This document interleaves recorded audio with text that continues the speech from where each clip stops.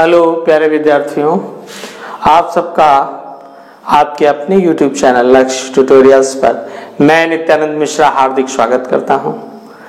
तो आज के वीडियो सेशन में हम लोग कक्षा 12 भौतिक विज्ञान विषय की चर्चा करेंगे। पिछले वीडियोस में हमने जो है वैद्युत परिपथ व किरचॉफ के नियम में 5 वीडियोस कंप्लीट किए हैं, जिन वीडियो के लिंक्स आपको डिस्क्रिप्शन बॉक्स में मिल जाएंगे, जिनमें हमने सेल का विद्युत वाहक बल शेल, और दूसरा वीडियो हमने संयोजन शेलों का संयोजन श्रेणी समांतर और मिश्रित क्रम में, तीसरे वीडियो में हमने व्हीटस्टोन ब्रिज, चौथे में मीटर सेतु और 5वें वीडियो में हमने जो है वो विभव मापी की चर्चा की है। हाँ, एक वीडियो और भी है इसमें जिसमें हमने किरचॉफ के नियम की चर्चा की है।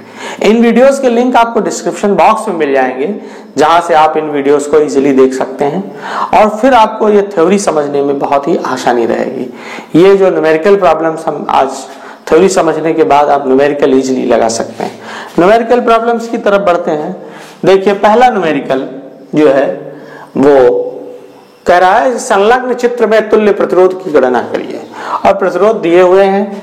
ये समांतर चतुर्भुज की भुजाओं के अनुदिश तरीके से प्रतिरोध जुड़े हुए हैं। ये ए सिरा है, ये कौन सा आपका सिरा है? बी सिरा है।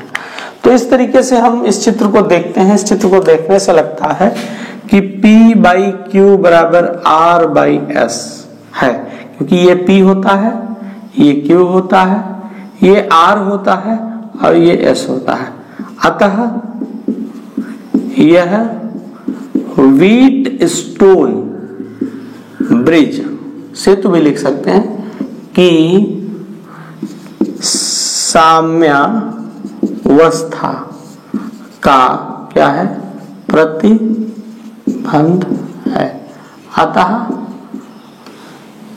यहां पर लिख देना पहले, यह व्हीटस्टोन ब्रिज है।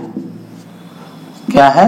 ब्रिज है, जहां पर ये व्हीटस्टोन ब्रिज है, जहां पर P बाई क्यू बराबर R बाई S है। तो ये व्हीटस्टोन ब्रिज की साम्यावस्था का प्रतिबंध है। व्हीटस्टोन ब्रिज भी है और ब्रिज होने के बाद ये साम्यावस्था में भी है। अतः यहाँ की जो मध्यवर्ती परिपथ है, ये वाला, ये होने के बावजूद भी ना के बराबर होगा। माने परिपथ है और नहीं है, इसका मतलब कुछ नहीं है। परिपथ में इसमें धारा का प्रवाह नहीं होगा। अतः R व R श्रेणी क्रम में है, श्रेणी क्रम में है, तो तुल्य प्रतिरोध बराबर R प्लस R बराबर 2R हो जाएगा। तो 2R ऊपर भी होगा और 2R श्रेणी में नीचे भी होगा। तो हम लिखेंगे 2R क्या है? समांतर क्रम में जुड़े हैं। अतः जब समांतर में जुड़े हैं तो इनका इक्विवेलेंट R इक्विवेलेंट बराबर 1/2R plus 1/2R 2/2R, cancel out 1/R।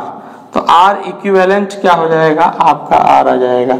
तो परिपथ का जो तुल्य प्रतिरोध है, परिपथ का क्या है?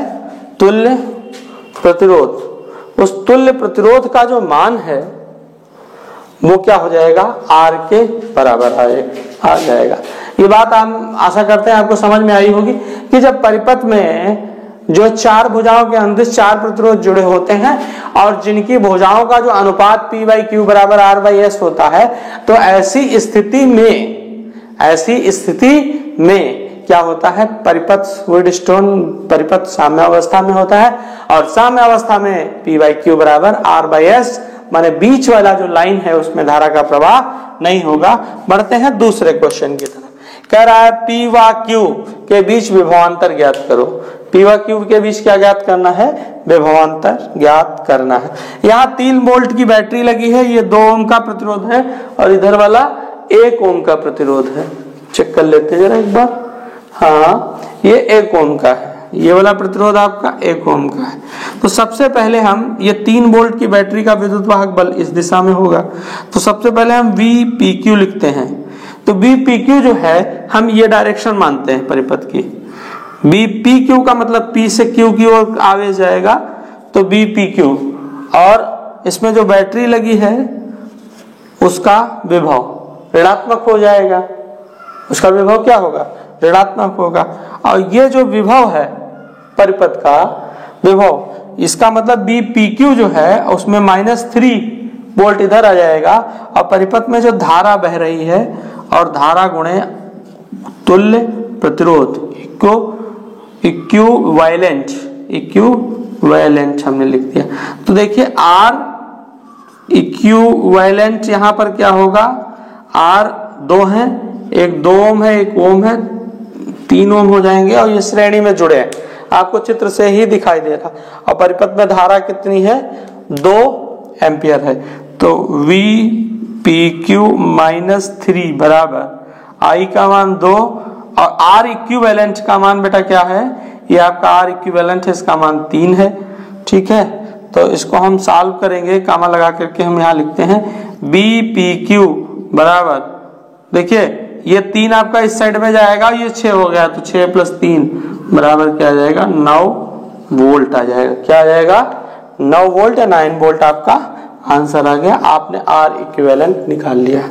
तो इस तरीके से हम सॉल्व करते हैं। हम क्या करते हैं, इस तरीके क्वेश्चन अगर दिए तो पूरे परिपथ में, अच्छा चूंकि दिशा हमने इधर कंसीडर कर ली है, माने P से Q की ओर जो है कंसीडर कर ली, इसलिए सेल का विद्युत वाहक बल आपका घटेगा, क्योंकि सेल का विद्युत वाहक बल इस दिशा में।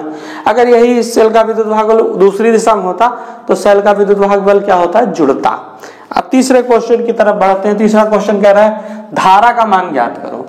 आपने पढ़ा है संधि के नियम में, संधि का नियम क्या कहता है कि किसी भी परिपथ के किसी बिंदु पर मिलने वाली समस्त धाराओं का बीजगणितीय योग 0 होता है। तो इसको हल हम जब करेंगे, सॉल्यूशन लेंगे, तो समेशन I बराबर 0 होना चाहिए, ये हम लगाएंगे। तो हम नॉर्मली हमने क्या पढ़ा कि ओर आने वाली धाराओं का योग बराबर होता है से दूर जाने वाली धाराओं का योग, या यूं हम कह लें कि जो धाराएं पास आती हैं उनको हम धनात्मक और जो दूर जाती हैं उनको हम ऋणात्मक मानते हैं, और सबका योग हम क्या कर देते हैं, 0 कर देते हैं। तो हम रखेंगे, देखिए परिपथ की ओर आने वाली धाराएं कौन कौन सी हैं, 10 दूर जा रही है तो माइनस का होगा, 4 अंदर आ रही प्लस का होगा, 6 अंदर आ रही प्लस का होगा, I बाहर जा रही माइनस का होगा, और 3 आपका क्या है, अंदर आ रही प्लस का होगा, बराबर क्या हो गया, 0 हो गया। तो -10 ये आपकी ऐड हो जाएंगी, 4 और 3 और 6 कितनी हो गई, 13 हो गई, -I बराबर 0। तो यहाँ पर +3 -I बराबर 0, I बराबर -3, I बराबर क्या हो गया, 3 एम्पियर। ये I का मान कितना बेटा आ गया, I बराबर 3 एम्पियर आपकी धारा आ गई। ठीक, और ये धारा कहाँ जाएगी, ये धारा बाहर की नहीं, ये धारा किस ओर जाएगी, आपने माना कि इसमें तीर तो लगा ही है, तो ये धारा बाहर की ओर ही जाएगी। चौथे क्वेश्चन की तरफ हम लोग बढ़ते हैं। आई होप आपको क्वेश्चन समझ में आ रहे होंगे।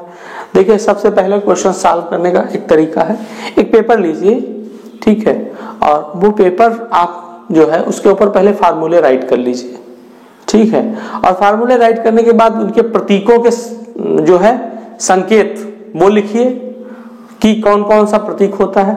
थोड़ा हार्ड पेपर हो, उस हार्ड पेपर पंच पेपर आपको अगर मिले अवेलेबल हो उस पर आप राइट कर सकते हैं। उसका सबसे बेनिफिट यह है कि वो पेपर आपके पास लॉन्ग लास्टिक हो जाएगा जो है पेपर। तो वो हार्ड पेपर आप लॉन्ग लास्टिक मतलब 4-5 बार अगर न्यूमेरिकल प्रॉब्लम सॉल्व करते हैं, आपके पास रखा, आपने उठा लिया, तो ये आपको थोड़ा सा हेल्प देगा। और इस तरीके से जब आप शुरुआत में उसको राइट करेंगे तो याद हो जाएगा, याद करना आपकी पहली प्राथमिकता। ठीक, अगले क्वेश्चन की तरफ बढ़ते हैं। किसी सेल का 0.5 एम्पियर धारा लेने पर विभवांतर इतना हो जाता है और इतनी धारा लेने पर विभवांतर 1.6 वोल्ट हो जाता है। सेल का आंतरिक प्रतिरोध और विद्युत वाहक बल ज्ञात करिए। हल की तरफ हम बढ़ते हैं। हम मान लेते हैं, माना सेल का आंतरिक प्रतिरोध R व विद्युत वाहक बल E है। आंतरिक प्रतिरोध R व विद्युत वाहक बल क्या है? E है। अतः देखिए इसका सूत्र होता है V बराबर E माइनस आई आर से। जब 0.5 एम्पियर धारा लेने पर विभव कितना हो जाता है? 1.8 वोल्ट होता है।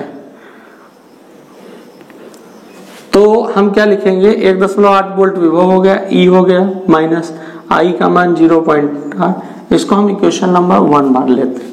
और दूसरे में कहता है 1 एम्पियर धारा लेने पर विद्युत, ठीक, यहां पर विद्युत हमने लिखा विद्युत वाहक बल, विद्युत वाहक बल क्या हो जाता है आपका? 1.6 वोल्ट होता है। ठीक है, तो दूसरी इक्वेशन 1.6 वोल्ट हो गया, E माइनस 1.0 आर। इसको समीकरण नंबर क्या मान लिया? 2 मान लिया। देखिए ये जो इक्वेशंस आपके सामने आई, दीज इक्वेशंस आर द, जिनको हम हिंदी में कहते हैं युगपत समीकरण, दो चरों की युगपत समीकरण, लीनियर इक्वेशन ऑफ 2 वेरिएबल्स के फॉर्म में कन्वर्ट हो गई। इनको हल करना है आपको। ठीक है, कक्षा 8 में आपने खूब पढ़ा, थोड़ा हम आपको रिमाइंड करा देते हैं। देखिए हम पहली इक्वेशन लिख लेते हैं, E माइनस 0.5 R बराबर 1.8। इधर लेफ्ट राइट में चेंज करने से कोई फर्क नहीं पड़ता। E माइनस 1.0 R बराबर कितना हो गया? 1.6। इसको हम क्या करते हैं? घटाने पर सब्सट्रैक्ट कर देते हैं, माइनस प्लस माइनस हो जाएगा। देखिए इसको घटाने पे ये कैंसिल आउट हो जाएगा। अब देखिए 1.0 और 0.5 में जो 0.5 R बचेगा बराबर, इसको जब आप सिंप्लीफाई करेंगे तो 1.8 आपका पॉजिटिव है और 1.6 नेगेटिव, तो 0.2 आ जाएगा। ये डेसिमल हटा दिया, ये डेसिमल हटा दिया यहाँ से। R बराबर 2/5 दैट इज इक्वल्स टू 0.4 ओम।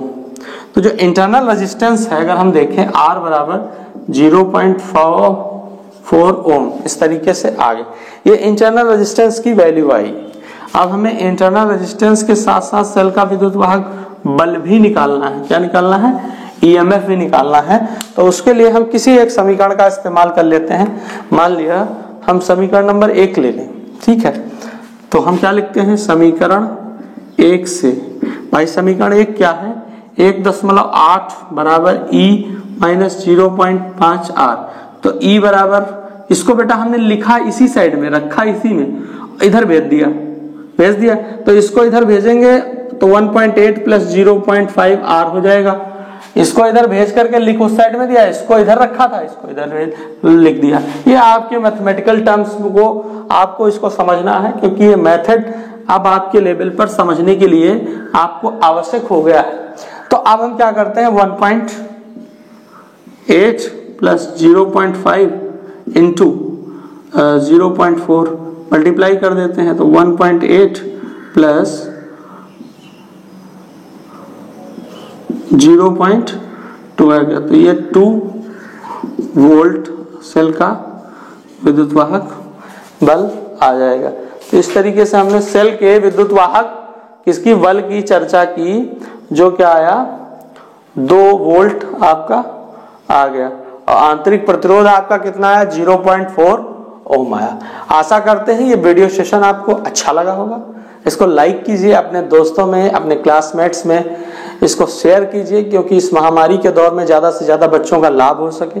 हाँ, एक बात और, हमारे YouTube चैनल लक्ष्य ट्यूटोरियल्स को सब्सक्राइब कीजिए, पास लगे हुए बेल आइकन को दबाइए, जिससे कि आपको फर्दर अपडेट्स कंटिन्यू मिलते रहें। धन्यवाद।